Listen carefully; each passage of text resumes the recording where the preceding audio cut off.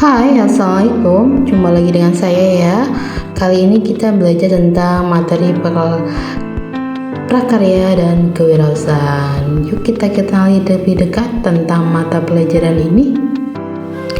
Mata pelajaran prakarya bertujuan untuk mengembangkan pengetahuan, keterampilan, dan sikap percaya diri siswa melalui produk yang dihasilkan sendiri dengan memanfaatkan potensi sumber daya alam yang ada di lingkungan sekitarnya.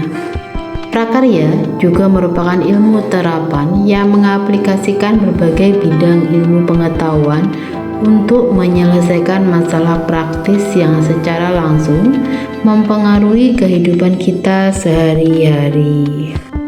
Ruang lingkup mata pelajaran prakarya meliputi 4 aspek, yaitu aspek kerajinan, rekayasa, budidaya, dan pengolahan. Di mana dari keempat aspek ini, para siswa diharapkan mampu untuk membuat produk dengan memanfaatkan potensi dari alam sekitarnya. Sejarah prakarya di Indonesia dimulai dari kegiatan non-formal yang bersinggungan dengan tradisi lokal yang memuat sistem budaya, teknologi lokal, serta nilai-nilai kehidupan sosial. Oleh karenanya, penataan pelajaran prakarya pada kurikulum 2013 berjalan mengikuti perubahan serta berpijak pada perkembangan iptek yang mendasarkan pada budaya lokal. Dasar pembelajaran berbasis budaya ini diharapkan dapat menumbuhkan nilai kearifan lokal dan jati diri sehingga tumbuh semangat kemandirian, kewirausahaan, dan kesediaan melestarikan potensi dan nilai-nilai kearifan lokal. Hal ini didasari pada kondisi nyata bahwa pengaruh kuat budaya luar masih perlu mendapat perhatian terhadap budaya siswa. Sedangkan kewirausahaan adalah proses dinamis antara visi yang ingin dicapai dengan perubahan lingkungan dan kemampuan berkreasi untuk menyelaraskan visi dan perubahan lingkungan. Proses dinamis tersebut perlu didorong oleh energi dan hasrat yang tinggi untuk menemukan ide-ide baru dalam memecahkan setiap persoalan yang timbul selama proses harmonisasi. Nah, ini adalah peta konsep mata pelajaran PKWU, dan yang pertama kita bahas adalah pengertian dari kewirausahaan. Untuk lebih mudahnya saya sampaikan sebuah contoh ya. Misalkan di sebuah siang yang panas, ada seorang kakek yang berjualan aneka minuman, baik panas maupun dingin, naik sepeda misalnya. Harganya kisaran 2.000 sampai 3.500. Kakek ini berjualan minuman untuk mencukupi kebutuhan rumah tangga si kakek. Nah, dari cerita tadi, kegiatan ekonomi yang dilakukan oleh seorang kakek tadi disebut sebagai apa? Kakek ini melakukan sebuah usaha mandiri alias berdagang guna mencukupi kebutuhan sehari-harinya. Kegiatan yang dilakukan oleh kakak ini adalah kegiatan yang disebut kegiatan wirausaha. Maka kata wirausaha dapat diartikan sebagai seorang yang melakukan sesuatu dengan segala kemampuannya untuk mencapai maksud tertentu. Pada perjalanannya, kegiatan wirausaha berkembang menjadi kewirausahaan yang memiliki arti petualang, pencipta, dan pengelola usaha.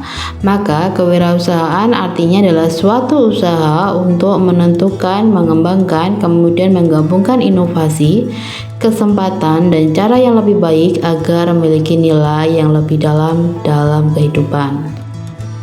Dalam usaha pasti ada pasang dan surut, ada sukses dan gagal. Agar sebuah usaha dapat bertahan, bahkan berkembang dan berdampak bagi orang lain, maka seorang wirausahaan harus mempunyai sifat-sifat kewirausahaan yang baik. Nah, sifat-sifat itu diantaranya adalah keinginan untuk berprestasi merupakan suatu sifat yang bersumber dari dalam diri seseorang wirausahawan, yang muncul karena adanya keinginan serta dorongan untuk berdaya dalam mencapai tujuan. Seorang wirausahawan harus memiliki insting bisnis yang strategis mampu menghasilkan keuntungan yang besar dan cepat. Rasa tanggung jawab yang tinggi menjadi hal penting yang harus dimiliki ketika menjalankan kegiatan kewirausahaan. Sebuah komitmen terhadap suatu keputusan yang diambil ketika seorang kewirausahawan membangun usaha atau memutuskan untuk menjadi wirausahawan harus dijalankan dengan penuh tanggung jawab. Dalam kegiatan kewirausahaan pasti memiliki tujuan atau beberapa capaian yang ingin diraih. Proses untuk mencapainya diperlukan tahapan-tahapan perencanaan kerja yang matang.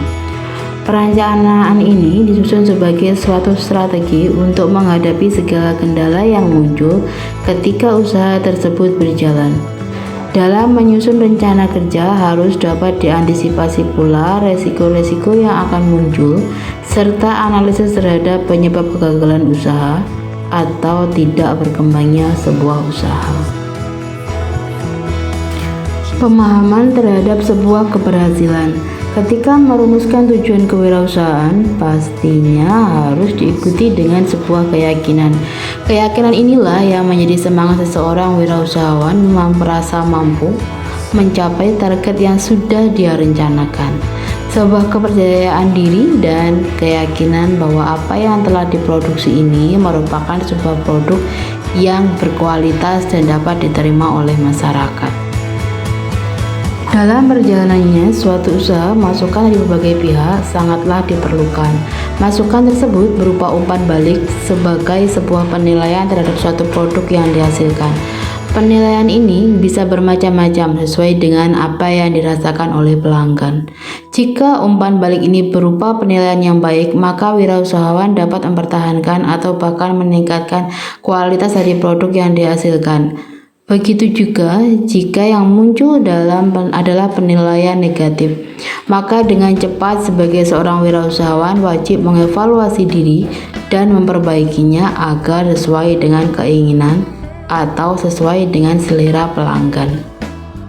Aktivitas energik artinya seorang wirausahawan harus memiliki semangat yang tinggi. Hal ini dibutuhkan untuk menunjang segala proses aktivitas usaha yang telah dibangun. Dalam merencanakan sebuah usaha diharapkan tidak hanya untuk jangka pendek, tetapi harus berorientasi jauh ke depan, bukan hanya masalah waktu, tapi juga kecenderungan terhadap inovasi, juga kecenderungan yang sedang dibutuhkan oleh masyarakat pada masa pandemi ini. Wawasan untuk mampu merespon peristiwa-peristiwa yang muncul juga harus dimiliki oleh seorang wirausaha. Yang kedelapan, adanya sistem organisasi dalam perusahaan merupakan hal yang sangat penting. Seorang wirausahawan diharapkan memiliki keterampilan dalam pengorganisasian perusahaan. Meskipun tanpa adanya karyawan di awal, namun dalam perkembangannya sebuah usaha pasti akan membutuhkan karyawan sebagai pendukung usaha ini. Pengorganisasian dalam perusahaan berfungsi sebagai sarana percepatan dalam mencapai target. Selain itu, organisasi juga mempermudah koordinasi antar unit, pembagian tugas dan wewenang, serta bisa memperkecil resiko konflik internal dalam tubuh sebuah perusahaan. Salah satu tolak ukur keberhasilan dalam menjalankan usaha adalah mendapatkan laba bersih yang besar. Berarti seorang wirausahawan harus menggunakan cara-cara yang baik dan benar untuk memperoleh keuntungan yang maksimal. Namun, yang tidak boleh dilupakan adalah pengelolaan keuntungan ini. Pastinya adalah uang. Keuntungan atau hasil atas hasil usaha hendaknya dikelola dengan baik. Jangan sampai tidak dipungkiri bahwa keuntungannya lebih adalah keinginan dari setiap wirausaha, tetapi perlu diperhatikan juga dalam pengelolaan terhadap uang. Jangan sampai keuntungan yang telah didapatkan disalahgunakan untuk hal-hal yang tidak baik. Demikian adalah sifat-sifat kewirausahaan yang tentunya bisa menunjang keberhasilan Anda dalam menjalankan suatu usaha. Dalam perkembangannya, jenis-jenis kewirausahaan muncul untuk menjawab kebutuhan serta kondisi yang ada saat ini. Setiap wirausaha memiliki sifat dan karakteristik yang berbeda, maka kita perlu menggali wawasan lagi mengenai jenis-jenis usaha yang cocok dengan sifat dan karakteristik masing-masing wirausahawan. Nanti kita bahas dalam vlog berikutnya ya. Terima kasih sudah mengikuti vlog ini sampai habis. Jangan lupa like, subscribe, dan komen.